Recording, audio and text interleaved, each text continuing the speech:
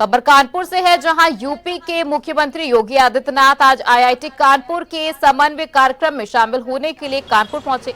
उनका विमान सुबह 10:30 बजे आईआईटी हेलीपैड पर उतरा। मुख्यमंत्री दोपहर 12 बजे तक आईआईटी के ऑडिटोरियम में रहे।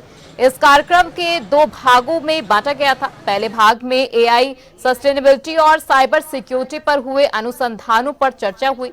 दूसरे भाग में विशेषज्ञों ने सीएसआर फंड की मदद से इन अनुसंधानों को और आगे बढ़ाने की आवश्यकता पर बात की है। वहीं कार्यक्रम के दौरान विभिन्न विभागों द्वारा किए गए अनुसंधानों और प्रयोगों को दर्शाने के लिए 40 स्टॉल लगाए गए थे, जिनका मुख्यमंत्री ने अवलोकन किया।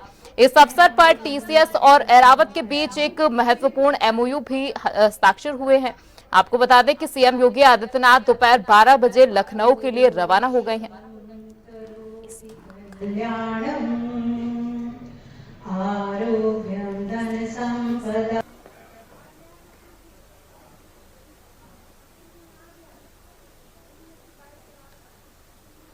आज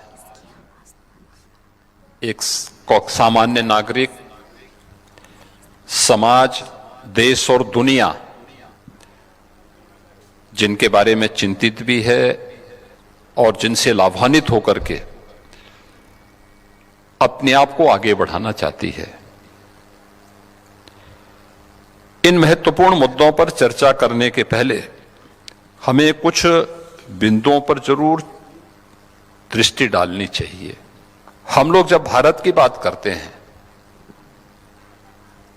कुछ लोगों को लगता है कि क्या भारत ये कर सकता है।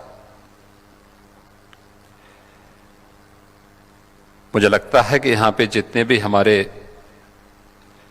फैकल्टी मेंबर्स हैं यहां पर, वे सब इस बात को देखते होंगे, जानते होंगे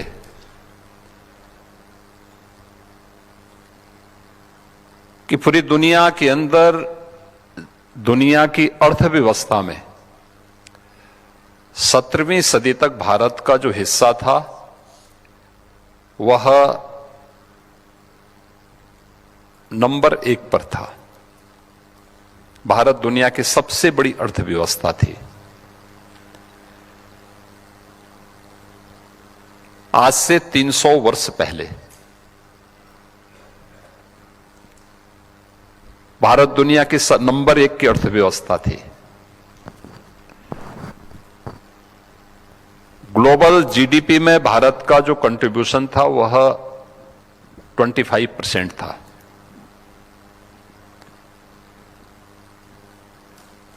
एक सदी के बाद भारत नंबर 2 पर आया, चीन नंबर 1 पर आ गया था। लेकिन पिछले 150-200 वर्षों के अंदर ऐसा क्या कुछ हुआ कि भारत लगातार नीचे आया। 1947 आते आते भारत का जो कंट्रीब्यूशन था ग्लोबल जीडीपी में वह मात्र 2% तक रह गया था।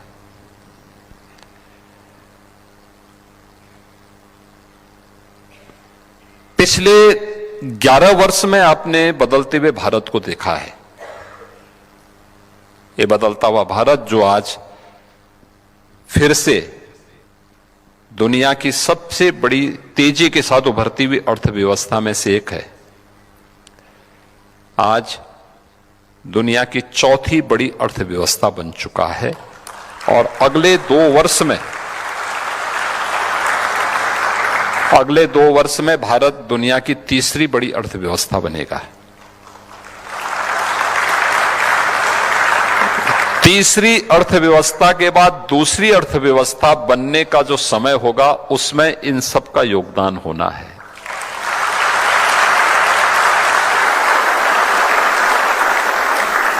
और वह समय हमारे लिए होगा विकसित भारत का।